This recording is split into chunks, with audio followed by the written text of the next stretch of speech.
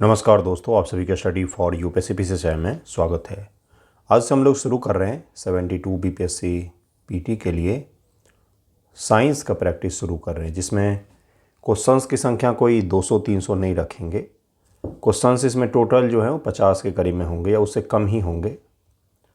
जिस पर फोकस करेंगे हम लोग वो है कॉन्सेप्ट पर, इसीलिए इसका क्या नाम रखा है MCQ2 कॉन्सेप्ट सीरीज़ जो है ये चलेगा। इसमें आज फिजिक्स का पहला वीडियो होगा। जैसे फिजिक्स के motion, force, law of motion जो है क्या कहा जाता है उसको, गति के नियम जो हैं, न्यूटन्स लॉ ऑफ मोशन है। उसके अलावा डिस्प्लेसमेंट जो आप पढ़ते हैं, एक्सेलरेशन जो पढ़ते हैं, उसको हम लोग आज कंप्लीट करेंगे। जितने देर का वीडियो होगा देखिएगा, मैक्सिमम सवालों को मैं कवर करने का प्रयास करूँगा और उसके बाद से आपका कॉन्सेप्ट कम से कम क्लियर हो जाना चाहिए। फिजिक्स में जो सवाल पूछे जा रहे हैं आपके एग्जामिनेशन में या केमिस्ट्री में, बायो में, उसमें से बायो को छोड़ दीजिए तो वो तो फैक्ट बेस्ड होता है। बाकी फिजिक्स एंड केमिस्ट्री में आपके 10 सवाल आ रहे हैं तो उसमें से 7 सवाल जो है वो कॉन्सेप्चुअल है, कॉन्सेप्ट पर पूछ रहा है। जैसे डिस्प्लेसमेंट है, विस्थापन जिसे कहते हैं, तो विस्थापन क्या होता है, क्या इसकी राशियाँ क्या होती है या फॉर्मूला क्या होता है, कोर कॉन्सेप्ट इसका क्या है, कैसे बदलता है, कैसे कम होता है। इस प्रकार के टॉपिक से ज़्यादा सवाल आ रहे हैं। इसलिए आपको क्या करना है, कुछ भी नहीं, पढ़ते समय भी विशेष रूप से कॉन्सेप्ट और फॉर्मूला पर विशेष ध्यान देना है कि क्या है फॉर्मूला और कॉन्सेप्ट क्या है, क्योंकि सवाल वहीं से बन रहे हैं। एक और सेक्शन है जहाँ सवाल पूछा जा रहा है विज्ञान में, वो है इसका एप्लीकेशन। ठीक है, जैसे फ्रिक्शन है तो फ्रिक्शन का एप्लीकेशन पूछा जा रहा है, घर्षण जिसे कहते हैं हम लोग, उसका एप्लीकेशन से सवाल पूछा जा रहा है। इसी प्रकार से डिस्प्लेसमेंट है, स्पीड है, NLM है, न्यूटन्स लॉ ऑफ मोशन है, इसका जो एप्लीकेशन है, डेली लाइफ यूज है, उससे सवाल पूछा जा रहा है। AEDO में भी आपने देखा, 71 में भी देखा है। तो कोई भी सब्जेक्ट पढ़ें, फिजिक्स, केमिस्ट्री, विशेष रूप से जो ध्यान रखें स्पेशली वो है कॉन्सेप्ट, फॉर्मूला और एप्लीकेशन। बस इन 3 चीज़ों पर ध्यान देना है, डिटेल में नहीं जाना है, न्यूमेरिकल हल नहीं करना है। फिर भी कुछ ऐसे सवाल होंगे एग्जामिनेशन में जो आपसे हल नहीं होंगे। क्यों नहीं हल होंगे? क्योंकि यह सिविल सर्विसेज का एग्जामिनेशन है, तो उसमें सारे सवाल हल जो हो जाएं, इतना आसान पेपर तो कभी भी नहीं आएगा। आपको उसे स्किप कर देना है और आगे बढ़ जाना है। शुरू करते हैं एक एक सवाल को। देखिए पहला सवाल क्या है। मैंने अपना वीडियो हटा दिया है ताकि सवालों को आपको जूम करके मैं दिखा सकूं अच्छे से, बिग एंड बोल्ड में आपको सवाल दिखे। 3 स्टेटमेंट दिए हुए हैं। दूरी और विस्थापन के संबंध के बारे में आपको बताना है। किसके किसके बारे में? तो डिस्टेंस एंड डिस्प्लेसमेंट। दूरी एक अदिश राशि है, यहाँ पर पढ़ सकते हैं आप। विस्थापन एक सदिश राशि है। विस्थापन का परिणाम कभी भी तय की गई दूरी से अधिक नहीं हो सकता है। विस्थापन का परिमाण कहा जा रहा है। परिमाण का मतलब क्या होता है? मैग्नीट्यूड जिसे कहा जाता है। किसी गतिमान पिंड के लिए दूरी शून्य हो सकती है लेकिन विस्थापन नहीं। क्या आपको लगता है कि कोई एक चीज़ अगर ट्रैवल कर रही है तो उसका डिस्टेंस कभी भी शून्य हो सकता है? डिस्टेंस कभी भी शून्य होगा क्या? डिस्टेंस तभी शून्य होगा जब कोई चीज़ गति करेगी ही नहीं, वो मोशन शुरू ही नहीं करेगी, तब उसकी गति जो है, उसकी स्पीड, उसका डिस्टेंस है वो 0 हो सकता है, अन्यथा 0 नहीं हो सकता। लेकिन डिस्प्लेसमेंट क्या होता है? मान लीजिए कोई वस्तु A है, ये B है, ठीक है, यहाँ से यहाँ तक कि उसने दूरी तय की, इसको हम कहते हैं क्या? डिस्प्लेसमेंट। अब ये B मान लीजिए A यहाँ है और ये पूरा रास्ता घूम करके फिर से B यहीं पर है, तो ये दूरी जो तय करेगा तो इसका वास्तविक डिस्प्लेसमेंट कितना होगा? वो यहाँ से यहाँ तक की छोटी सी जो दूरी है, ये इसका वास्तविक डिस्प्लेसमेंट हो जाएगा। ये जो छोटी सी दूरी है ये इसका वास्तविक डिस्प्लेसमेंट हो जाएगा। अर्थात एक कोई भी वस्तु जिसने एक पिंड से दूसरे पिंड तक की यात्रा तय की, उस यात्रा की जो न्यूनतम दूरी है उसी को हम लोग डिस्प्लेसमेंट कह देते हैं, जबकि जो टोटल यात्रा उसने किया उसको हम लोग डिस्टेंस कह देते हैं। इस अंतर को ज़रा ध्यान में रखिएगा, उसके बाद से इसका आंसर निकालिएगा। तो इसका क्या हो जाएगा कि तीसरा यहाँ पर गलत दिया हुआ है, तीसरा गलत दिया हुआ है। किसी भी गतिमान पिंड के लिए कभी भी दूरी शून्य नहीं हो सकती है, दूरी शून्य कभी भी नहीं होगी। विस्थापन शून्य भले ही हो जाए, एक बार मान लीजिए A से शुरू किया उसने चलना और A पर ही आकर के रुक जाएगा, तो उसको हम कह देंगे कि इसका विस्थापन, डिस्प्लेसमेंट जो है वो 0 रहा। लेकिन इसका डिस्टेंस इसने तय किया है, काफ़ी लंबा चल के आया है यहीं पर, तो इसने डिस्टेंस तो तय किया है लेकिन डिस्प्लेसमेंट इसका 0 हो जाएगा। तो इसका आंसर सी होगा। कथन 3 गलत है। यदि कोई वस्तु मोशन कर रही है तो उसकी दूरी कभी भी 0 नहीं हो सकती है। इसको विशेष रूप से इसलिए ध्यान रखें क्योंकि ये सवाल पूछा जा सकता है। लेकिन यदि वह वापस उसी प्रारंभिक बिंदु पर आ जाए तो डिस्प्लेसमेंट क्या हो जाएगा, 0 हो जाएगा। ए से चलना शुरू किया और वापस घूमकर ए ही आ जाए तो क्या कहेंगे हम लोग, डिस्प्लेसमेंट 0 हो जा रहा। अब इसका एप्लीकेशन बेस्ड सवाल क्या पूछा जा सकता है। मान लीजिए एक साइकिल चलाने वाला धावक है या दौड़ने वाला धावक है, उसने पॉइंट ए से दौड़ना शुरू किया और 5 किलोमीटर की दूरी तय करके पॉइंट ए पर आया है, तो बताइए उसका डिस्प्लेसमेंट कितना हो जाएगा। तो डिस्प्लेसमेंट उसकी 0 हो जाएंगे, जबकि दूरी उसने 5 किलोमीटर का तय किया है। बस आपको यही कॉन्सेप्ट को याद दिलवाना था। अब आप समझ गए होंगे। अब आपके ज़रा इसको और पढ़ लेते हैं, उसके बाद से आगे बढ़ेंगे। डिस्टेंस वर्सेस डिस्प्लेसमेंट, दूरी बनाम विस्थापन। दूरी यदि किसी वस्तु द्वारा तय की गई वास्तविक पथ की कुल लंबाई है, टोटल लंबाई, किसी भी वस्तु के द्वारा जो तय की गई उसको टोटल लंबाई, जो उसी को हम लोग डिस्टेंस कह देते हैं। यह एक अदिश राशि है, स्केलर क्वांटिटी। इसमें केवल परिमाण होता है, दिशा नहीं होता है। आपने पढ़ा होगा किसी भी जो वस्तु होती है उनकी 2 राशियाँ होती है, या तो सदिश होगा, सदिश यानी कि दिशा भी है, या तो अदिश होता है यानी कि उसमें कोई दिशा नहीं है, उसमें कोई और दिशा नहीं है, उसमें कोई दिशा नहीं है।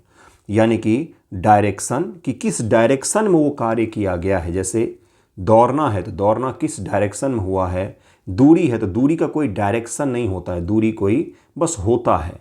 लेकिन बाकी चीज़ों का डायरेक्शन हो सकता है, कई सारे फोर्स होते हैं जिनका डायरेक्शन हो सकता है। जिसमें डायरेक्शन और परिमाण दोनों ही होते हैं, उसे हम लोग कह देते हैं कि यह सदिश राशि है, नहीं तो वह अदिश राशि होती है। यह हमेशा धनात्मक होता है। ये लाइन जरूर ध्यान में रखिएगा। इस कॉन्सेप्ट पर सवाल नहीं पूछा गया है और पूछा जा सकता है। विस्थापन यह प्रारंभिक, इनिशियल और अंतिम फेज स्थिति के बीच की न्यूनतम सीधी दूरी होती है। यह एक सदिश राशि है। डिस्प्लेसमेंट एक सदिश है कि किस दिशा में डिस्प्लेसमेंट हो रहा है, यह एक सदिश राशि है। विस्थापन एक वेक्टर क्वांटिटी है। विस्थापन धनात्मक, पॉजिटिव और ऋणात्मक और 0 सब कुछ हो सकता है, सब कुछ हो सकता है। इसका आंसर क्या हो जाएगा, इसका आंसर सी हो जाएगा। नेक्स्ट सवाल है, जरा आंसर निकालिए इसका रोक करके वीडियो को, कि किसी वस्तु की चाल एक समान हो सकती है लेकिन उसका वेग, वेलोसिटी परिवर्तनशील होता है। तो क्या स्पीड एंड वेलोसिटी अलग अलग चीज़ें होती है क्या? आप तो जनरली एक ही जैसे टर्म को यूज कर लेते हैं, इसकी वेलोसिटी इतनी है, जबकि दोनों अलग अलग होती हैं क्या? आप ही मुझे बताइएगा। वेग में परिवर्तन यानी कि वेलोसिटी में परिवर्तन तब होता है जब या तो चाल बदलती है या गति की दिशा बदलती है। यहाँ पर कारण दिया हुआ है। दोनों सही हैं, सही व्याख्या भी है क्या, या केवल एक सही है दूसरा गलत है, दूसरा सही है पहला सही है, या दोनों सही है व्याख्या नहीं है? यहाँ पर 4 ऑप्शंस दिए गए हैं, इसका आंसर जरूर निकालिएगा। एक वृत्तीय गति, सर्कुलर मोशन में वस्तु की चाल स्थिर रह सकती है लेकिन हर बिंदु पर दिशा बदलने के कारण से वेग लगातार बदलती रहती है। कॉन्सेप्ट क्या होता है इसमें, चाल बनाम वेग का क्या होता है, तो इकाई समय में तय की गई दूरी स्पीड बराबर डिस्टेंस अपॉन टाइम होता है। इकाई समय मतलब एक निश्चित समय में तय की गई दूरी जो होती है कितने देर में, तो स्पीड उसी को हम लोग कहते हैं। स्पीड बराबर क्या होता है, डिस्टेंस अपॉन टाइम, ये हो जाता है। यह एक अदिश राशि होती है। वेग क्या होता है, तो इकाई समय में हुआ विस्थापन, ये क्या था, इकाई समय में तय की गई दूरी, इकाई समय में तय की गई दूरी। और ये वेलोसिटी क्या होता है, एक किसी भी समय में तय की गई विस्थापन, डिस्प्लेसमेंट। ऊपर जो हमने डिस्प्लेसमेंट देखा है वही डिस्प्लेसमेंट होता है। तो वेलोसिटी बराबर क्या हो जाएगा, डिस्प्लेसमेंट अपॉन टाइम, जबकि स्पीड बराबर क्या था, डिस्टेंस अपॉन टाइम। यहाँ पर ये डी पर डिस्टेंस है, दूरी है, यहाँ पर यह विस्थापन है। और आपको विस्थापन और दूरी में अंतर तो अभी बताया है। विस्थापन क्या होता है कि भाई ए बिंदु से चले थे और जहाँ पर रुके हैं उसके बीच की दूरी कितनी है, कितना ज़्यादा आपने ट्रैवल किया, शॉर्टेस्ट डिस्टेंस क्या है। अगर वो ए के नज़दीक पर ही आ गया फिर से घूम करके तो 0 हो जाएगा। जबकि दूरी क्या होती है कि टोटल कितना चला है वो, ठीक है। तो इन दोनों को ध्यान में रखेंगे। यह एक सदिश राशि होता है, वेग जो होता है वेलोसिटी एक सदिश राशि होता है। वेग को बदलने के लिए या तो वस्तु की चाल बदलनी चाहिए या उनकी दिशा या दोनों को ही बदलना पड़ता है, तभी जाके वेलोसिटी बदलती है। तो वेलोसिटी किससे निकालते हैं? तो डिस्प्लेसमेंट से निकालते हैं, विस्थापन से निकालते हैं, विस्थापन से निकालते हैं। जबकि स्पीड जो है यह डिस्टेंस से निकालते हैं, डिस्टेंस निकालते हैं। वेलोसिटी डिस्प्लेसमेंट होगा और ये क्या होगा? ये होगा डिस्टेंस, डिस्टेंस होगा। दोनों में अंतर याद रखेंगे तो बहुत बड़ा हिस्सा आपका फिजिक्स का ऐसे ही क्लियर हो जाएगा, क्योंकि आसान हिस्सा है ये फिजिक्स का। नेक्स्ट देखिए क्या है, इक्वेशन ऑफ मोशन। v बराबर क्या होता है? u plus A T. बहुत आसान से फॉर्मूले हैं, ज़्यादा टेंशन नहीं लेना है, वाकई बहुत आसान है, बच्चों वाली चीज़ें लगेंगी अगर आपको एक बार कॉन्सेप्ट क्लियर हो गया तो। देखिए क्या है, इसमें क्या कहा गया है। गति के समीकरण जैसे v बराबर u प्लस ए टी केवल तभी लागू होते हैं जब option A velocity is constant, वेग एक समान हो, एक्सेलरेशन इज वेरिंग, त्वरण परिवर्तनशील हो, body is moving in circle, पिंड वृत्ताकार पथ पर गति कर रहा हो, है ना। एक्सेलरेशन इज कांस्टेंट, त्वरण एक समान हो, तभी जाके ये इक्वेशन अप्लाई होगा। 4 यहाँ पर कॉन्सेप्ट दिए गए हैं। काइनेमेटिक्स के यह सवाल हैं, ज़रा इसका आंसर भी निकालिएगा।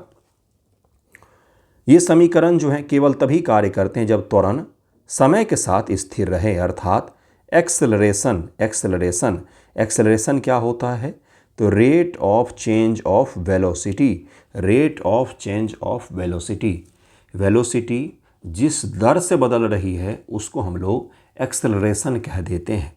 वेलोसिटी जिस दर से बदलती है उसको हम लोग एक्सेलरेशन कह देते हैं। तो न्यूटन और गैलीलियो ने जितने भी दिए गति के नियम वगैरह, उन सब में एक चीज़ फिक्स था कि भाई एक्सेलरेशन जब तक एक समान रहेगा, यूनिफॉर्म एक्सेलरेशन रहेगा, तभी तक वो अप्लाई होते थे। v बराबर क्या होता है? u प्लस ए टी होता है। एक होता है s बराबर U T plus half A T square. T यहाँ पर टाइम है बंधु, सारा कुछ मैं बता दूंगा किस किस को क्या कहते हैं। u बराबर क्या होता है? प्रारंभिक वेग, इनिशियल वेलोसिटी। जो शुरुआत में वेग थी, शुरुआत करते समय जो वेलोसिटी था उसको हम लोग u से डिनोट करते हैं। v बराबर होता है अंतिम वेग, जो फाइनल में वेग हुआ। वेग क्या होता है? तो स्पीड जिस दिशा से जिस तरह से परिवर्तित होती है इसको हम लोग वेग कह देते हैं, फाइनल वेलोसिटी। a बराबर क्या होगा? एक्सेलरेशन। और s बराबर क्या होता है? विस्थापन होता है। ये डिनोटेशन भी ध्यान रखें कि इसको क्या कहा जाता है, क्योंकि एग्जामिनेशन में आपके फॉर्मूला बेस्ड भी अब सवाल पूछे जा रहे हैं। तो v बराबर u प्लस ए टी अगर ध्यान में रखेंगे, मान लीजिए आपको v दे दिया और आपको u निकालना हो और a और t दे दिया गया है, तो इस प्रकार से आपको निकालना आना चाहिए। ये बेसिक से इक्वेशंस होते हैं जिस पर आधारित सवाल कई बार पूछ लेता है। अगर आप हल करना चाहें तो कर सकते हैं, नहीं तो स्किप करके आगे बढ़ें। What does the area under A velocity time we T graph represent? वेग समय ग्राफ के नीचे का क्षेत्रफल क्या दर्शाता है? वेग और समय, वेग ये हो गया वेग, वेलोसिटी वेग, और ये हो गया समय। अब इनका जो ग्राफ होता है ये इस प्रकार से होता है। तो इनके नीचे का जो एरिया होता है भाइयों बहनों, इसके बारे में पूछा जा रहा है कि यह किसे दिखाता है, यह किसे दिखाता है, यह किसे दिखाता है। क्या इस प्रकार के सवाल आ सकता है? निसंदेह पूछा जा सकता है। ग्राफ भी मैं आपके लिए लेकर के आया हूँ, ग्राफ भी लेकर के आया हूँ। देखिए क्या है, ये वेलोसिटी है। ये किसे क्या कहा जाता है? इसको टाइम का ग्राफ कहते हैं, वेलोसिटी एंड टाइम का। और ठीक 45 डिग्री एंगल पर क्या है? वी टी है। ठीक है, वेलोसिटी एंड टाइम यहाँ पर इक्वल आते जाएंगे। यही तो मतलब होता है 45 का, दोनों के वैल्यू यहाँ पर एक ही जैसे है। अब पूछा है आपसे ये जो एरिया है, ये जो एरिया है यह क्या दिखाता है? यह क्या दिखाता है? तो यह क्या है? डिस्प्लेसमेंट है, जिसको S से डिनोट किया जाता है, जिसको S से डिनोट किया जाता है। यह डिस्प्लेसमेंट है। इसका आंसर हो जाएगा ए। यह डिस्प्लेसमेंट होता है। वेग, वेलोसिटी और समय का गुणनफल विस्थापन देता है, विस्थापन देता है। यह गुणनफल ही तो है, यह गुणनफल ही तो है, वेग और समय का गुणनफल ही तो है। यह क्या देगा हमें? विस्थापन देगा। विस्थापन, डिस्प्लेसमेंट हमें बताएगा, डिस्प्लेसमेंट कितना हुआ है उसके बारे में बताएगा। इसको ज़रूर ही ध्यान में रखें। छोटा सा एक कॉन्सेप्चुअल ग्राफ वाला सवाल मैंने हल करवा दिया है, इसमें बहुत सारी चीज़ें निकलती हैं। मोशन ग्राफ, गति के ग्राफ के नाम से इनको जाना जाता है, बहुत फेमस होते हैं। अब तो 9th के एनसीईआरटी में पढ़ते हैं हम लोग। स्थिति समय एसटी ग्राफ कहते हैं। इसका ढलान, स्लोप, वेग बनाता है। वेग के बारे में बताएगा, इसका स्लोप कितना है। स्लोप जो है इसका वेग के बारे में बताएगा। स्लोप कोई भी जो ढाल होता है उसको स्लोप कहते हैं इंग्लिश में, ठीक है, स्लोप कहते हैं। स्लोप वाला एरिया शायद आपने 9th-10th में निकाला हो, उसके बारे में हम लोग पढ़ रहे हैं अभी। वेग समय ग्राफ इसका ढलान स्लोप त्वरण बताता है, एक्सेलरेशन बताता है। इसके नीचे का क्षेत्रफल जो है एरिया अंडर कर्व वो डिस्प्लेसमेंट को बताता है। त्वरण समय ए और टी, एक्सेलरेशन एंड जो आपका टाइम होता है। इसके नीचे का क्षेत्रफल वेग में परिवर्तन को दिखाता है। अगर हम लोग वेलोसिटी की जगह पर एक्सेलरेशन दे देते और यहाँ पर टाइम रहता, तब अगर हम ग्राफ निकालते तो इसके नीचे का हिस्सा क्या हमें बताता, ये नीचे का हिस्सा हमें बताता कि वेलोसिटी में कितना परिवर्तन हो रहा है, वेलोसिटी में कितना परिवर्तन हो रहा है, इसके बारे में हमें बताता। थोड़ा सा आपको शायद कठिन लगे, लेकिन अच्छे से हल कीजिएगा, समझ में आ जाएगा आपको। अब उसी ग्राफ का एक और सवाल हम लोग कर लेते हैं। दूरी समय ग्राफ का ढलान चाल बताएगा। दूरी, डिस्टेंस एंड टाइम, इसका जो स्लोप है ये हमें स्पीड के बारे में बताएगा। वेग समय ग्राफ का ढलान त्वरण के बारे में बताता है, एक्सेलरेशन के बारे में। त्वरण समय ग्राफ के नीचे का क्षेत्रफल वेग में परिवर्तन को बताता है। त्वरण, एक्सेलरेशन एंड समय में ये जो क्षेत्रफल है ये हमें वेलोसिटी के बारे में बताता है क्या। यहाँ पर 3 स्टेटमेंट दिए हुए हैं, कौन से इसमें से सही हैं ये आपको हल करने हैं। देखिए, अगर सिंपल सा F = ma, Newton's first law, second law, अगर आप यही हल करके जाएंगे तो एग्जामिनेशन में आपको डिफ़िकल्ट होगा ही होगा आपके लिए। इसलिए थोड़ा सा आगे बढ़ करके पढ़िए, प्रयास कीजिए, सीख लीजिए, वहाँ पर हल कर ले जाएंगे आप आसानी से। इसका आंसर क्या हो जाएगा? इसका आंसर हो जाएगा सी। तीनों युग्मों के ग्राफ सिद्धांतों के अनुसार से बिल्कुल सही दिए हुए हैं। तीनों के तीनों आंसर बिल्कुल सही दिए हुए हैं, तीनों सही दिया हुआ है, तीनों कॉन्सेप्ट जो है यहाँ पर बिल्कुल सही दिया हुआ है। शून्य वेग वाले पिंड में भी एक्सेलरेशन हो सकता है। शून्य वेग, वेलोसिटी बराबर 0 एंड एक्सेलरेशन जो है ये >0, मतलब कुछ भी हो सकता है, 1 2 3 4 कुछ भी हो सकता है। ऐसा हो सकता है क्या? एक्सेलरेशन को छोटे ए से लिखते हैं। ऊपर की ओर फेंके गए पिंड के उच्चतम बिंदु पर उनका वेग तो 0 हो जाता है, लेकिन उस पर गुरुत्वीय त्वरण कार्य करता है। अगर आपने बॉल को ऊपर फेंका है, ऊपर फेंका बॉल को, बॉल ऊपर गया, एक निश्चित सीमा तक जाके यहाँ पर रुकेगा और रुकने के बाद वो फिर वापस आएगा। तो यहाँ पर v बराबर तो 0 है, लेकिन a बराबर 0 नहीं है, ऐसा कहा जा रहा है यहाँ पर। यही दो कॉन्सेप्ट हैं, यहाँ पर क्योंकि लगा दीजिए। क्या यह दोनों सही है? एक्सप्लेनेशन भी है। इसका आंसर क्या हो जाएगा? अभी मैंने बताया आपको वेग क्या होता है, त्वरण क्या होता है, हर चीज़ पढ़ा है हमने। Rate of change of velocity, acceleration कहते हैं उसको। अगर आपने पढ़ा है तो आपको पता होना चाहिए, केवल पढ़ने से तो नहीं होगा। इसका आंसर क्या हो जाएगा? बिल्कुल सही हो जाएगा, आंसर ए होगा। दोनों सही है और सही सही व्याख्या भी किया जा रहा है। वस्तु जब पल भर के लिए रुकती है तब भी गुरुत्वाकर्षण उसे नीचे खींच रहा होता है, अर्थात वेलोसिटी तो टॉप पॉइंट पर 0 था, यहाँ पर बॉल का वेलोसिटी तो 0 था, लेकिन एक्सेलरेशन 0 नहीं था, क्योंकि ग्रेविटेशनल पुल उसको नीचे खींच रहा है, वो नीचे की ओर आ रहा है, वो परिवर्तन कर रहा है, वो दूसरी तरफ मुड़ रहा है। तो एक्सेलरेशन उसका 0 नहीं है। एक्सेलरेशन एक सदिश राशि होती है, इसलिए इसका आंसर ए हो जाएगा, ए हो जाएगा। गुरुत्वाकर्षण के अधीन गति, जब कोई वस्तु हवा में फेंकी जाती है तो मुक्त पतन, फ्री फॉल, तो उस पर केवल पृथ्वी का गुरुत्वीय त्वरण, एक्सेलरेशन ड्यू टू अर्थ कितना होता है? g बराबर, यह कांस्टेंट वैल्यू है, फिक्स है, 9.8 मीटर पर सेकेंड स्क्वायर होता है। ये तो काम करेगा ही करेगा और ये हर वस्तु पर एक समान काम करता है। इसीलिए जब वैक्यूम में एक पत्थर और एक पंख को गिराया जाता है तो क्योंकि जी दोनों पर एक ही समान लग रहा है, इसलिए दोनों एक साथ पृथ्वी पर गिरेंगे। मैं फिर से रिपीट कर रहा हूँ, इसीलिए वैक्यूम चैम्बर में एक पंख को और एक पत्थर को समान ऊंचाई से समान तरीके से गिराया जाएगा, समान समय पर। दोनों एक साथ पृथ्वी पर पहुँचेंगे, दोनों एक साथ पृथ्वी पर पहुँचेंगे, क्योंकि जी दोनों पर बिल्कुल बराबर बराबर लग रहा है। बिल्कुल सही सुन रहे हैं आप। तो इसका आंसर क्या हो जाएगा? कार्य करता है जो हमेशा नीचे की ओर निर्देशित होता है। उच्चतम बिंदु पर क्या हो जाएगा? वस्तु पल भर के लिए रुकती है, v बराबर तो 0 होगा एक बार को, लेकिन चूंकि वेग की दिशा बदल रही होती है इसलिए त्वरण कभी भी 0 नहीं होगा। चूंकि वेलोसिटी की दिशा बदल रही है इसलिए त्वरण कभी भी 0 नहीं होगा। वेलोसिटी जो है वही तो चेंज हो रहा है, उसी को तो हम लोग त्वरण कहते हैं। तो वेलोसिटी की दिशा बदल रही, इसलिए कभी भी एक्सेलरेशन 0 नहीं होगा, बल्कि एक्सेलरेशन बराबर g होगा। 9.8 वाला जो आंकड़ा है वही होगा। फिजिक्स में हम लोग हमेशा 10 मान करके हल करते थे, याद कीजिए। इसलिए आज तक जो भी आपने फिजिक्स में आंसर निकाला सब गलत ही निकला है। यही होता है वास्तविकता में, भले यहाँ नंबर मिल जाते हैं लेकिन 9.8 ही माना जाता है। ठीक है, नेक्स्ट सवाल देखिए क्या है। नियम बल की माप परिमाण मैग्नीट्यूड प्रदान करता है। गति का कौन सा नियम बल की माप परिमाण प्रदान करता है? गति का कौन सा नियम बल की माप प्रदान करता है? बल की माप प्रदान करता है, कौन सा नियम है ऐसा? Newton's first law of motion, Newton का तृतीय नियम, संवेग संरक्षण का नियम जिसको कंजर्वेशन ऑफ मोमेंटम कहते हैं हम लोग, न्यूटन का द्वितीय नियम है न्यूटन सेकेंड लॉ। तो इसका आंसर क्या हो जाएगा?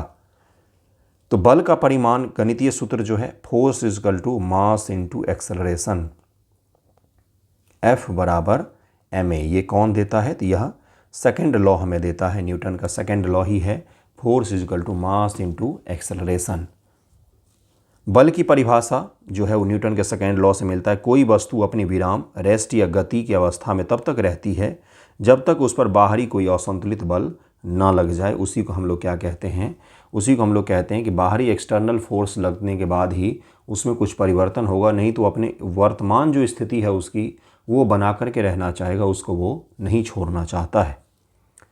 द्वितीय नियम संवेग का नियम कहते हैं, लॉ ऑफ मोमेंटम कहते हैं। बल की माप मैग्नीट्यूड देता है, बल संवेग में परिवर्तन की दर होता है। Rate of change of momentum जो होता है वो उसका प्रोपोर्शनल होता है, अनुक्रमानुपाती होता है, यानी कि फोर्स इजकल टू dp/dt या ma लिख लीजिए, ma लिख लीजिए, सबसे बेहतर वही रहता है, ma ही रहता है। तृतीय नियम तो आपको पता ही होगा, तो इसको ज़रूर ही याद रखें, ज़रूर ही याद रखें। पकड़ते समय देखिए क्या कहा जा रहा है। तेज़ी से आती हुई क्रिकेट गेंद को पकड़ते समय एक फील्डर गेंद के साथ अपने हाथों को धीरे धीरे पीछे की ओर खींचता है। ऐसा किस लिए किया जाता है? ये आपको पता भी होगा। इसी एप्लीकेशन पर दसियों सवाल बनाए जा सकते हैं कि इसका आंसर क्या हो जाएगा। Decrease the change in momentum, संवेग में परिवर्तन को कम करने के लिए, मोमेंटम को कम करने के लिए क्या? Increase the timing of catching to reduce the impact forces, पकड़ने के समय को बढ़ाने के लिए ताकि प्रभाव बल जो है, इम्पैक्ट बल, वो कम हो सके। क्या इसके लिए किया जाता है क्या? गेंद को तुरंत रोकने के लिए, इम्पल्स को बढ़ाने के लिए। 4 ऑप्शंस यहाँ पर दिए गए हैं, इसका उत्तर क्या हो जाएगा? लॉ जितने भी हैं उस पर बेस्ड एप्लीकेशन पर सवाल आ सकते हैं, इसलिए इसको सही से हल कीजिएगा। इसका आंसर हो जाएगा बी, अर्थात क्या हो जाएगा? बॉल पकड़ने के समय को बढ़ाने के लिए ताकि प्रभाव बल जो है, इम्पैक्ट फोर्स जो है वो कम लगे हाथ पर, इम्पैक्ट फोर्स जो है वो कम लगेगा हाथ पर, इसी कारण से इसको पीछे खींचा जाता है। इम्पल्स एंड मोमेंटम, आवेग और संवेग दो चीज़ें होते हैं, इम्पल्स एंड मोमेंटम। ठीक है, द्रव्यमान मास और वेग वेलोसिटी का गुणनफल होता है, P बराबर mv होता है। ठीक है, मोमेंटम बराबर क्या होगा? Mass into velocity. मोमेंटम बराबर क्या होगा? Mass into velocity. जब कोई बड़ा बल लार्ज फोर्स बहुत कम समय के लिए, इम्पल्स किसे कहते हैं? तो जब कोई बड़ा बल बहुत कम समय के लिए लगता है तो उसे हम लोग आवेग कहते हैं। मान लीजिए कोई एक बहुत ही बड़ा सा बल है, आपको टच करके जाए तो वो क्या होगा? उसको हम लोग इम्पल्स कहते हैं, इम्पल्स कहते हैं, इम्पल्स कहते हैं, उसको हम लोग इम्पल्स कहते हैं। जबकि मोमेंटम क्या होता है? तो द्रव्यमान और वेग का जो गुणनफल हम लोग निकालते हैं उसको मोमेंटम कहा जाता है। मोमेंटम लेने के लिए शोएब अख्तर बाउंड्री पर से दौड़ के आता था, आप समझिएगा जो मैं कह रहा हूँ। और डिफेंस करते समय बैट को बिल्कुल पीछे की ओर से फोर्स लगा करके रखा जाता है, ये भी मोमेंट को कम करने के लिए ही रखा जाता है, जिसको हम लोग कहते हैं संवेग, संवेग को कम करने के लिए ही रखा जाता है। ठीक है, देखिए अगला क्या है, तो उसे आवेग कहते हैं। जे बराबर क्या होता है? आवेग बराबर F गुने डेल्टा टी, जिसको कहा जाता है डेल्टा टी कहा जाता है। संवेग में परिवर्तन P के बराबर होता है। हाथ पीछे खींचते समय टकराव का जो समय होगा, टाइम ऑफ इम्पैक्ट जो है वो बढ़ जाएगा, जिसके कारण से हाथ पर चोट नहीं लगेगा। तो बॉल को पकड़ते समय जब हाथ पीछे खींचा जाता है वो इसी कारण से, ताकि इम्पैक्ट के समय को बढ़ाया जाए। समय जैसे ही बढ़ जाएगा तो उससे क्या होगा? चोट कम लगेगा, चोट कम लगेगा, इसी कारण से उसको पीछे खींचा जाता है। ज़रूर याद रखिएगा, छोटे छोटे फॉर्मूले हैं जिस पर बेस सवाल पूछा जा सकता है। P बराबर mv भी याद रखिएगा और J बराबर F डेल्टा टी भी याद रखिएगा। When A carpet is beaten with A stick, जब किसी कालीन को छड़ी से पीटा जाता है तो धूल के कण बाहर आ जाते हैं। भौतिकी कौन सा सिद्धांत इस घटना की व्याख्या करता है? आसान सवाल है, ये तो सभी लोग हल करेंगे। गति का जड़त्व, इनर्शिया ऑफ मोशन। रेखीय संवेग का संरक्षण, conservation of linear momentum. Linear momentum, एक रेखा में चल रही कोई चीज़ उस पर लीनियर मोमेंटम होगा। सर्कुलर मोमेंटम होगा, गोल गोल घूम रहा है उस पर सर्कुलर मोमेंटम होगा। ठीक है। न्यूटन का तृतीय नियम है। विराम का जड़त्व है, इनर्शिया ऑफ रेस्ट है। इनर्शिया ऑफ रेस्ट है। कौन सा नियम इस पर लगता है? कालीन को साफ करने के लिए जब उसे पीटा जाता है, कौन सा नियम उस पर लग रहा है? इसका आंसर क्या हो जाएगा? डी हो जाएगा। छड़ी से पीटने पर कालीन गति में आ जाता है, लेकिन धूल के कण अपनी रुकी हुई अवस्था में ही रहना चाहते हैं। जैसे कालीन है, इस पर मारा आपने तो कालीन पर तो लगा, लेकिन धूल के कण तो वहीं रुके हुए हैं और वो अपना करंट पोजीशन जो है उसको बरकरार रखना चाहते हैं तब तक जब तक कोई एक्सटर्नल फोर्स काम ना करे। इसलिए धूल के कण यहाँ से गिर जाते हैं, कालीन पीछे हो जाता है। कालीन पीछे होगा, धूल के कण गिर जाएंगे।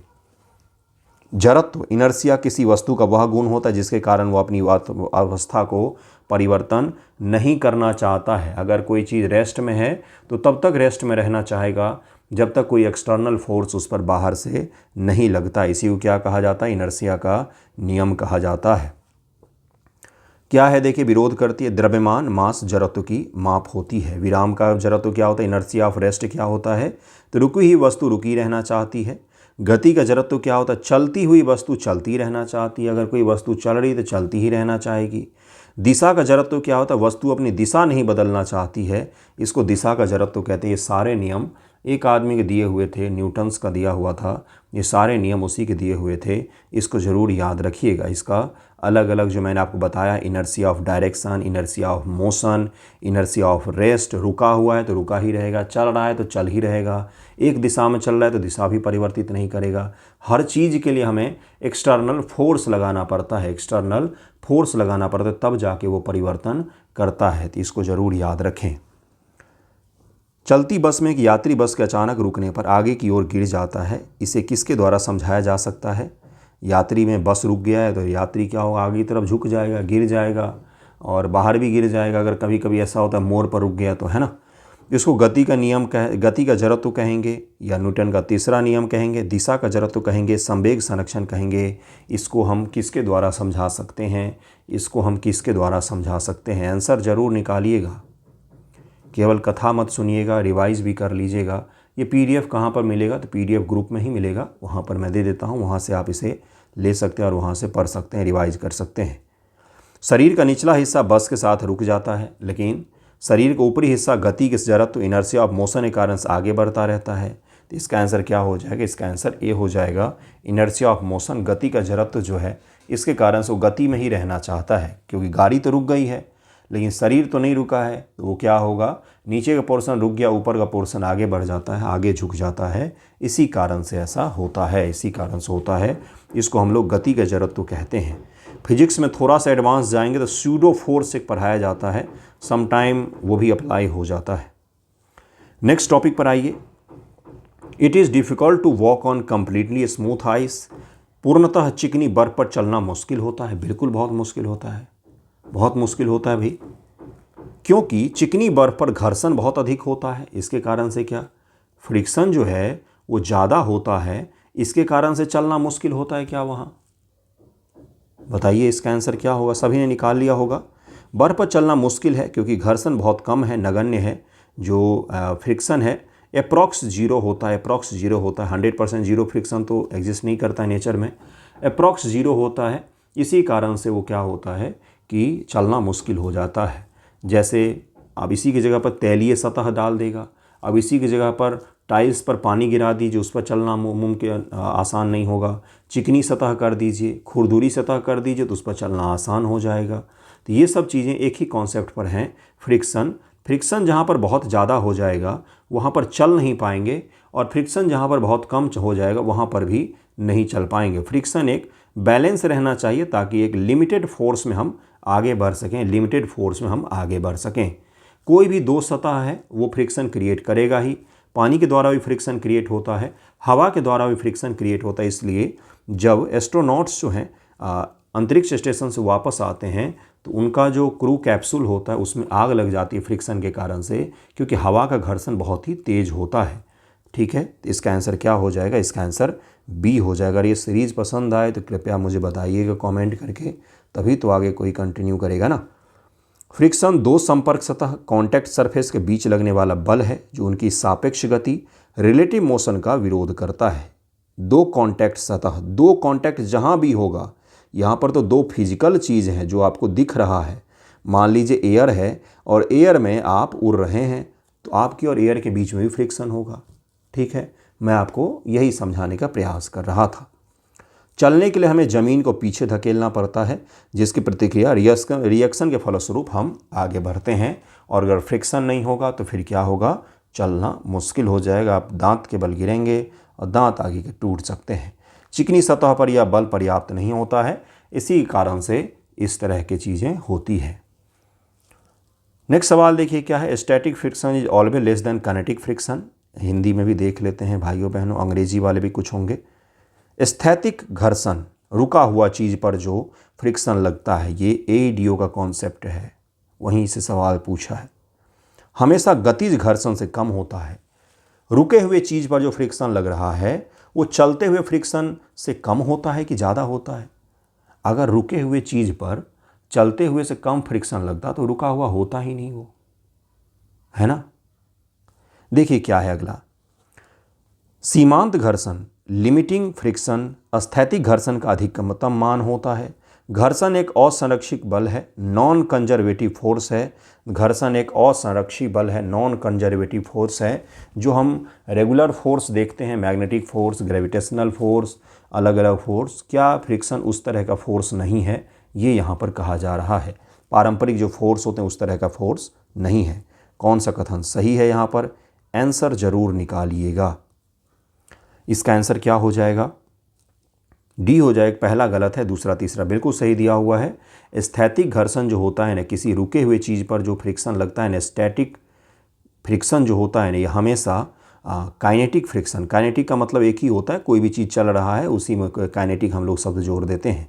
तो गतिज फ्रिक्शन से यह हमेशा ही ज़्यादा होता है, तभी वो चीज़ रुका हुआ है, नहीं तो वो भी गतिमान होता। इसका आंसर क्या हो जाएगा? इसका आंसर डी हो जाएगा। गतिज घर्षण हमेशा स्थैतिक घर्षण के अधिकतम मान से थोड़ा कम होता है। रुकी हुई वस्तु क्या होती है? स्थैतिक घर्षण रुकी हुई वस्तु पर लगता है। यह एक सेल्फ एडजस्ट क्या कहा जाता है? एडजस्टिंग बल है। हिंदी में अजीब लिखा हुआ है, सेल्फ एडजस्टिंग बल इसको कहते हैं, खुद से खुद को एडजस्ट कर लेता है। सीमांत घर्षण लिमिटिंग फ्रिक्शन जो होते हैं, यह स्थैतिक घर्षण का अधिकतम मान होता है। जब वस्तु बस खिसकने ही वाली होती, उस समय का मान जो होता है उसी को हम लोग कहते हैं limiting friction. On the verge of sliding, बिल्कुल अब लुढ़कने ही वाला है, शुरू होने ही वाला है मोशन। गतिज घर्षण चलती हुई वस्तु पर लगता है, यह हमेशा सीमांत घर्षण से कम होगा, यह हमेशा सीमांत घर्षण से कम होगा। घर्षण असंरक्षित नॉन कंजर्वेटिव फोर्स है, नॉन कंजर्वेटिव फोर्स है, इसको ज़रूर ध्यान में रखें, क्योंकि इसमें ऊर्जा उष्मा के रूप में नष्ट होती है। एनर्जी जो है वो हीट के रूप में नष्ट होती है। हाथों को रगड़ना, ये सब के सब किसके उदाहरण हैं? तो इसी के उदाहरण हैं। हाथों को रगड़ के गर्मी पैदा जो आप करते हैं वो फ्रिक्शन के कारण ही होता है, ये भी आपको ध्यान रखना है। इसमें एनर्जी हीट के रूप में नष्ट होती है, हीट के रूप में नष्ट हो जाती है, हीट के रूप में नष्ट होती है। इसका आंसर क्या हो जाएगा? इसका आंसर ऊपर बता दिया है आपको। नेक्स्ट सवाल है, क्या है सवाल देखिए, कोई वस्तु एक समान वेग से गति कर रही है, निम्न से कौन सा कथन सत्य है? ध्यान दीजिएगा, वेलोसिटी कांस्टेंट है। कांस्टेंट का मतलब होता है स्थिर। अगर वेलोसिटी शुरुआत में 10 है तो लास्ट तक 10 ही है, तो rate of change of velocity ही तो एक्सेलरेशन होता है। तो क्या होगा सबसे पहला चीज़? क्या यहाँ पर रेट बदल रहा है क्या? चलिए ऑप्शंस को पढ़ते हैं। A constant net force is acting on it in the direction of motion. Hindi में चलते हैं, इसका हिंदी तो है ही नहीं। The acceleration of the object is non zero. और एक्सेलरेशन नॉन जीरो है क्या? अभी तो बताया rate of change of velocity जो होता है वही तो एक्सेलरेशन होता है। तो यहाँ तो वेलोसिटी का रेट ही नहीं बदल रहा है, वेलोसिटी तो कांस्टेंट कर दिया है। The net force acting on the object is zero. वस्तु पर कार्य करने वाला बल शुद्ध शून्य होता है। The object is continuously changing its direction. Direction क्या बदल रहा है? बिल्कुल भी नहीं।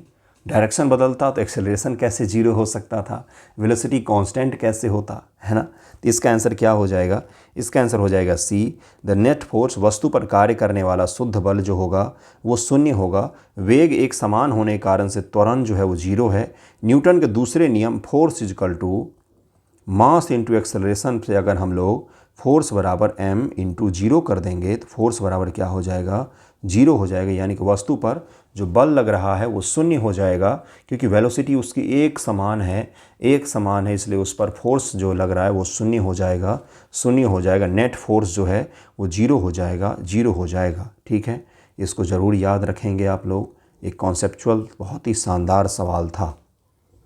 कहाँ से बना ये सवाल, तो NCERT बेस्ड है ये सवाल बंधुओं। वस्तु या तो विराम में रहेगी या एक समान वेग से सीधी रेखा में चलती रहेगी, न्यूटन का प्रथम नियम है।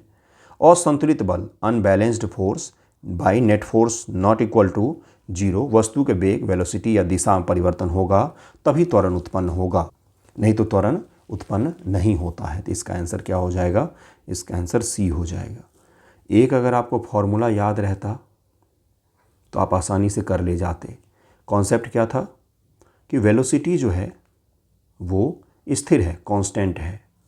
तो वेलोसिटी कांस्टेंट है तो एक्सेलरेशन क्या होगा, जीरो हो जाएगा, क्योंकि वेलोसिटी के बदलने की दर को ही हम लोग एक्सेलरेशन कहते हैं।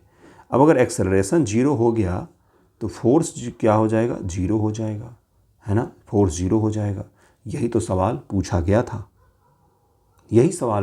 था, बेसिक 9th में NLM पढ़ते न्यूटन्स लॉ ऑफ मोशन, तो है ना। The working principle of rocket depends upon, rocket depends upon, rocket की कार्य प्रणाली किस सिद्धांत पर काम करती है, conservation of mass, conservation of linear momentum, रेखीय संवेग संरक्षण या फिर मास का संरक्षण, कंजर्वेशन ऑफ एंगुलर मोमेंटम पर काम करती है क्या, कंजर्वेशन ऑफ एनर्जी या फिर ऊर्जा का संरक्षण। तो रॉकेट जो है वो मुख्य रूप से काम करती है कंजर्वेशन ऑफ लीनियर मोमेंटम, रेखीय संवेग संरक्षण सिद्धांत पर काम करती है। रॉकेट ईंधन जलाकर गैसों को पीछे फेंकता है, जिससे संवेग संरक्षण कंजर्व करने के लिए रॉकेट आगे बढ़ता रहता है। यही तो होता है, रॉकेट के पीछे जो होती है यहाँ पर गैस पीछे निकलती रहती बहुत तेज़, और यह ऊपर बढ़ता रहता है। इसी को हम लोग कहते हैं कंजर्वेशन ऑफ लीनियर मोमेंटम, हम लोग कहते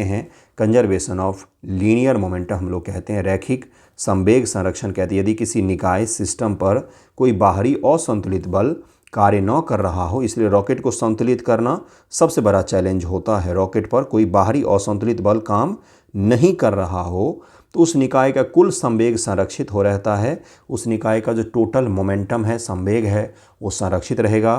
तो m1 v1 plus m2 v2 बराबर शून्य होगा। रॉकेट प्रणोदन, रॉकेट प्रपोल्सन और बंदूक का पीछे हटना इसी पर आधारित होता है। बंदूक जो पीछे हटता है, रॉकेट जो आगे बढ़ता है, वो इसी मोमेंटम के आधार पर होता है। इसका आंसर क्या हो जाएगा, इसका आंसर बी हो जाएगा। इसको ज़रूर ध्यान में रखिए, छोटा सा कॉन्सेप्चुअल सवाल था जो पूछा जा सकता है आपसे। समान आकार के दो गोले, एक ठोस लोहे का और दूसरा लकड़ी का, एक क्या है, आयरन का है और एक वुड है। एक निर्वात में टावर से एक साथ गिराए जाते हैं, समान आकार का है, सब कुछ समान है। निर्वात में वैक्यूम चैम्बर में समान ऊंचाई से इनको गिराया गया है। तो ज़मीन पर पहले कौन पहुंचेगा, यह सवाल पूछा जा रहा है। Iron sphere can not be determined, हम निकाल ही नहीं सकते हैं, दोनों एक साथ पहुंचेंगे, या फिर लकड़ी का स्फीयर नीचे पहले पहुंचेगा। तो इसका आंसर क्या हो जाएगा, 15 का आंसर हो जाएगा निर्वात में हवा का प्रतिरोध, एयर रेसिस्टेंस जो होता है, वो फ्रिक्शन जो होगा वो शून्य हो जाएगा। गुरुत्वीय त्वरण वस्तु पर एक द्रव्यमान पर निर्भर नहीं करती, सभी पर एक साथ अप्लाई होगा। 9.8 जो है यह सब पर एक समान अप्लाई होता है, वो मास पर डिपेंड नहीं करता है, इसलिए दोनों एक साथ पृथ्वी पर गिरेंगे, दोनों में कोई अंतर नहीं रहेगा। इसका आंसर सी हो जाएगा। नेक्स्ट सवाल है सेंट्रीपिटल एंड सेंट्रीफ्यूगल फोर्स है। अभिकेंद्रीय और अपकेंद्रीय बल हमेशा एक दूसरे को रद्द करते हैं, कैंसिल करते हैं। क्या हमेशा ही सेंट्रीपिटल एंड सेंट्रीफ्यूगल फोर्स एक दूसरे को काटते हैं, क्या ऐसा सही है क्या? वे परिमाण मैग्नीट्यूड में समान और दिशा में विपरीत होते हैं। सेंट्रीपिटल जो होता है वो दिशा दोनों का अलग अलग होता है क्या? एक का बाहर और एक का अंदर होता है। क्या ऐसा होता है क्या? परिमाण मैग्नीट्यूड दोनों का समान रहेगा, कितना लगेगा ये समान रहेगा, एक बाहर लगता है तो एक अंदर लगता है। क्या ऐसा होता है क्या? मुझे तो नहीं पता, आप आंसर निकालिए। इसका आंसर क्या हो जाएगा? कथन ए गलत है क्योंकि ये बल एक दूसरे को रद्द नहीं करते हैं, बाकी दूसरा सही है। इसका आंसर क्या हो जाएगा? इसका आंसर सी हो जाएगा, C. A is false but R is true, मतलब कि कारण बिल्कुल सही दिया हुआ है, जो कथन था वो गलत दिया हुआ है। क्या है? क्योंकि ये बल एक दूसरे को रद्द नहीं करते, क्योंकि ये अलग अलग संदर्भ रेफरेंस फ्रेम में कार्य करते हैं, इसलिए एक दूसरे को कैंसिल नहीं करते हैं। सेंट्रीप्यूटल सेंट्रीफ्यूगल फोर्स, अभिकेंद्रीय और अपकेंद्रीय बल। अभिकेंद्रीय बल किन्हें कहा जाता है? यह एक वास्तविक बल है जो वृत्तीय गति के लिए आवश्यक होता है, सर्कुलर मोशन के लिए आवश्यक होता है। यह हमेशा केंद्र की ओर लगता है, यहाँ से यह सेंटर की ओर इस दिशा में लगेगा। कौन सा? तो सेंट्रीपीटल। सेंट्रीपीटल सेंटर की ओर लगता है। अब केंद्रीय क्या होगा? तो यह सेंटर से बाहर की ओर लगता है, यह केंद्र से बाहर की ओर लगता है। सर्कुलर मोशन कहीं पर भी हो, पृथ्वी के चारों ओर घूमने के लिए हो, मून के चारों ओर घूमने के लिए हो, किसी मोड़ पर गाड़ी का मुड़ना हो, या फिर रेस ट्रैक पर कोई गाड़ी मुड़ रही हो, सब जगह पर यह सर्कुलर मोशन अप्लाई होगा। जहाँ पर ये मोशन सीधी दिशा में नहीं होकर के इस प्रकार से हो रही है, हर जगह पर यह लागू होगा। वहाँ पर सेंट्रीपीटल एंड समटाइम सेंट्रीफ्यूगल जो फोर्सेज हैं वो काम करेंगे, अलग अलग दिशा में लगेंगे, लेकिन लगेंगे जरूर ही। अब केंद्रीय बल, यह एक छद्म सूडो इमेजिनरी बल है जो घूर्णन करने वाले फ्रेम में महसूस होता है या केंद्र से बाहर की ओर लगता है, केंद्र से बाहर की ओर लगता है, केंद्र से बाहर की ओर लगता है। इसको ज़रूर याद रखें, इसके एप्लीकेशन और बेस्ड कई सारे सवाल पूछे जाते हैं। न्यूटन के तृतीय नियम के अनुसार निम्न से कौन सा एक क्रिया प्रतिक्रिया युग्म का उदाहरण है? रखी पुस्तक का भार मेज द्वारा लगाया गया अभिलंब बल, चंद्रमा पर लगाया गया बल और चंद्रमा द्वारा पृथ्वी पर लगाया गया बल, रॉकेट का प्रणोद और उस पर लगने वाला गुरुत्वाकर्षण, या फिर मुड़ती हुई कार पर अभिकेंद्रीय और अपकेंद्रीय बल। तो ये तो हो गया आपका सर्कुलर मोशन में, बी हो जाएगा। पृथ्वी द्वारा चंद्रमा पर लगाया गया बल और चंद्रमा द्वारा पृथ्वी पर लगाया गया बल जो होता है, जिसके कारण से ज्वार और भाटा हमें देखने को मिलता है, यह न्यूटन के तीसरे लॉ का उदाहरण हो सकता है, क्रिया प्रतिक्रिया का उदाहरण हो सकता है। जब किसी पिंड को भूमध्य रेखा इक्वेटर से ध्रुव की ओर ले जाया जाता है तो उसके भार पर क्या प्रभाव पड़ेगा?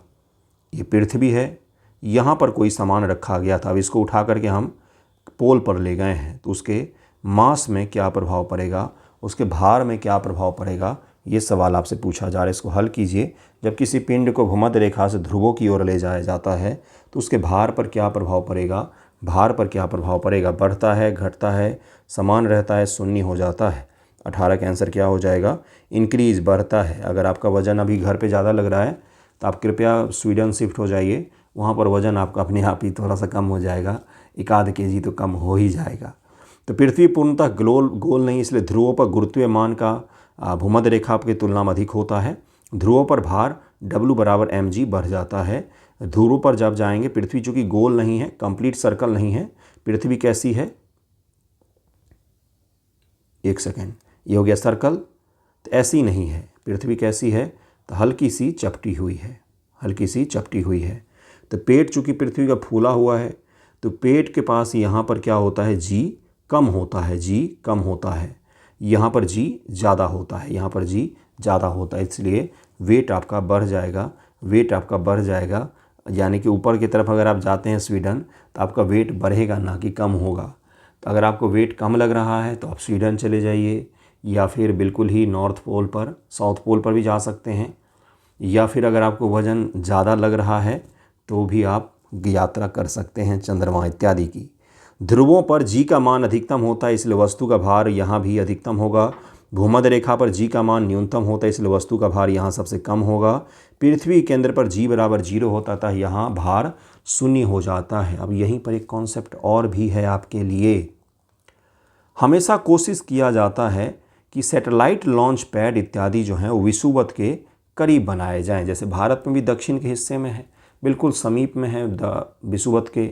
अपना भारत देश कोई विषुवत से ज़्यादा दूर तो नहीं है, है ना। हम कर्क रेखा में आता है हमारा बहुत बड़ा हिस्सा, तो तो नीचे की तरफ इसीलिए बनाया जाता है क्योंकि जी जो होता है यहाँ पर कम लगेगा, रॉकेट को प्रक्षेपित करना तुलनात्मक रूप से थोड़ा सा आसान होता है, इसलिए यहाँ पर नीचे की तरफ विषुवत की तरफ बनाने का प्रयास किया जाता है।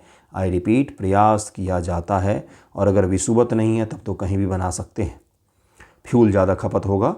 पृथ्वी के केंद्र पर जी बराबर 0 होगा तो यहाँ भार 0 हो जाता है। अगर आपको भार 0 करना है तो पृथ्वी का सेंटर विजिट कर सकते हैं, लेकिन वहाँ पर बहुत गर्मी है। अगला देखिए क्या है, प्रोजेक्टाइल मोशन। प्रोजेक्टाइल किसे कहा जाता है? मिसाइल जो भी चल रहे तो उसको प्रोजेक्टाइल कहते हैं, क्योंकि ऐसे उठेगा ऐसे गिर जाएगा, इसको हम लोग क्या कहते हैं? प्रोजेक्टाइल। प्रोजेक्टाइल कहते हैं। क्यों गिर रहा है? ग्रेविटी इस पर लग रहा है, ग्रेविटी लग रहा है, ग्रेविटी लग रहा है। एक पीक पर जाकर के अधिकतम ग्रेविटी लगेगा, उसके बाद ये नीचे की ओर मुड़ने लग जाएगा और जाके पृथ्वी पर गिर जाएगा।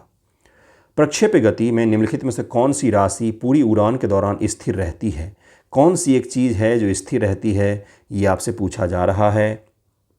वेग का ऊर्ध्वाधर घटक? नहीं, ये तो बदल रही है। हॉरिजॉन्टल कंपोनेंट ऑफ वेलोसिटी, वेग का क्षैतिज घटक। काइनेटिक ऊर्जा या फिर टोटल वेलोसिटी, तो इसका आंसर बी हो जाएगा। हॉरिजॉन्टल कंपोनेंट ऑफ वेलोसिटी जो होता है ये हमेशा कांस्टेंट रहेगा प्रोजेक्टाइल के दौरान। प्रोजेक्टाइल के दौरान ये हमेशा ही कांस्टेंट रहता है। क्षैतिज दिशा, हॉरिजॉन्टल डायरेक्शन में कोई भी त्वरण या बल जैसे गुरुत्वाकर्षण कार्य नहीं करता, इसलिए क्षैतिज वेग हमेशा समान रहेगा। क्षैतिज वेग जो है हमेशा समान रहेगा, क्षैतिज वेग हमेशा समान रहेगा। जब किसी वस्तु को हवा में किसी कोण पर फेंका जाता है तो उसको हम लोग प्रोजेक्टाइल कहते हैं। मान लीजिए यहाँ से आपने फेंका, लॉन्गेस्ट अगर आपको फेंकना है तो 45 डिग्री के एंगल पर फेंका जाता है, तो सबसे अधिकतम दूरी वो तय करेगी 45 पर।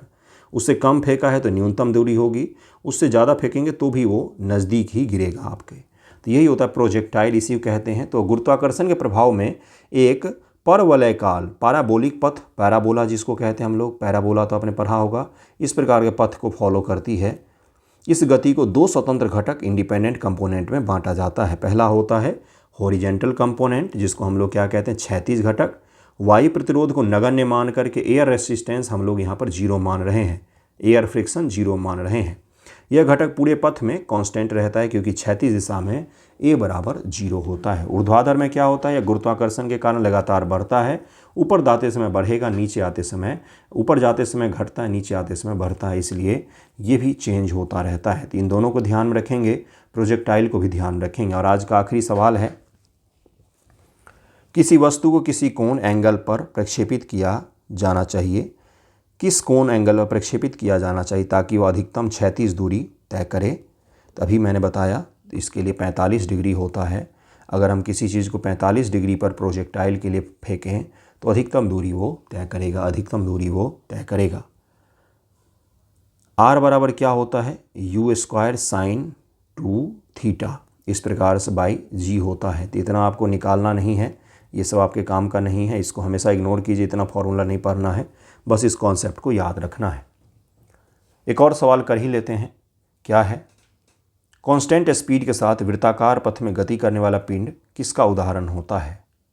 सबसे पहले वृत्ताकार बनाइए, आधी चीज़ें तो फोटो बनाने से ही हल हो जाती हैं। क्या बोल रहा है? एक समान चाल, स्पीड क्या है इसका? कांस्टेंट है, समान है, 10 किलोमीटर पर आवर है, तो यही रहेगा। वृत्ताकार पथ में गति करने वाला पिंड किसका उदाहरण है? एक समान वेग गति का। क्या स्पीड चेंज हो रहा है? नहीं। शून्य त्वरण गति का, क्या इसमें त्वरण गति होगा? जीरो एक्सेलरेशन मोशन, क्या ऐसा होगा? एक्सेलरेटेड मोशन, त्वरित गति इसको कहा जाएगा क्या? नेक्स्ट है नॉन यूनिफॉर्म स्पीड मोशन, असमान चाल गति, ये तो हो ही नहीं सकता है भाई। किसका उदाहरण है यह? किसका उदाहरण है? किसका सबसे सटीक उदाहरण होगा? तो इसका आंसर क्या हो जाएगा? सी हो जाएगा। एक्सेलरेटेड मोशन इसको कहते हैं हम लोग। यद्यपि चाल एक समान है लेकिन दिशा लगातार बदल रही है, इसलिए वेग बदल रहा है। कई सारे ने सोचा होगा वेग तो बदल ही नहीं रहा है क्योंकि स्पीड नहीं बदल रहा है, लेकिन डायरेक्शन बदल रहा है गुरु। वेग जो होता है यह सदिश राशि होती है, इसको आप भूल गए। तो क्या होगा? तो वेग बदल रहा है क्योंकि डायरेक्शन लगातार बदल रहा है, जिसका अर्थ है कि त्वरीय गति एक्सेलरेटेड मोशन है, इसलिए इसका आंसर क्या हो जाए? इसका आंसर सी हो जाएगा। इसका आंसर सी हो जाएगा। इसका आंसर सी हो जाएगा। इसका आंसर सी हो जाएगा। आज का वीडियो यहीं पर एंड करते हैं। 21 सवाल हमने किए हैं, इसमें और भी सवाल हैं, लेकिन आगे अब एप्लीकेशन बेस्ड सवाल आएंगे। इसको हम लोग 2 वीडियो में हम लोगों ने पूरा एक काइनेमेटिक्स का बहुत बड़ा पोर्शन कंप्लीट कर लिया है। 2 वीडियो में कर लेंगे। 2 वीडियो में अगर हम लोग इसको कर लेते हैं, इसी प्रकार से 6 से 7 वीडियो में आपके फिजिक्स का बहुत बड़ा पोर्शन मैं करवा दूंगा। अगर आप देखें तो, है ना, देखिएगा, अपनी राय ज़रूर दीजिएगा। कुछ और स्पष्ट करना है तो मैं उसको और कोशिश करूँगा सुधार करने की। बाकी धन्यवाद आप सभी का वीडियो देखने के लिए।